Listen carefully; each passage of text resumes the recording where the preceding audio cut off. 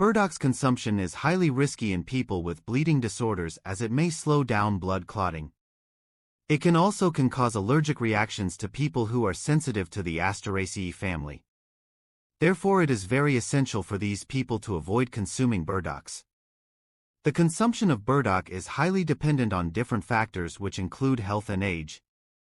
One burdock root contains about 112 calories and provides 6% of the recommended daily intake.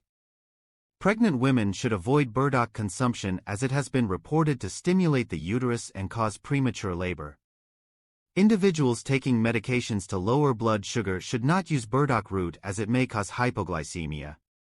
Individuals allergic to chrysanthemums, daisies, or ragweed has an increased risk of having an allergic reaction to burdock root. Burdock root is a natural diuretic, so people taking diuretics must be careful not to have dehydration. Sensitive individual to foods high in inulin may experience temporary gas or bloating after eating burdock root. There are diverse ways to use burdock, like tea, made using the root, fresh burdock root, oil, extract, dried root powder, capsules, infusion, dye, ointment, and home remedies. For skin health, acne rosacea, and acne vulgaris, 2 to 4 milliliters of burdock root tincture per day.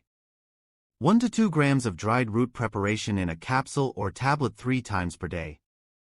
Burdock that is collected in the wild may be mistaken for other toxic plants that resemble its appearance. Thus, it must only be bought from trustworthy retailers. Burdock can be consumed as a herbal tea or can be added in recipes, but further research is needed to establish a safe recommended consumption. A suggested consumption would be up to 2 times per week.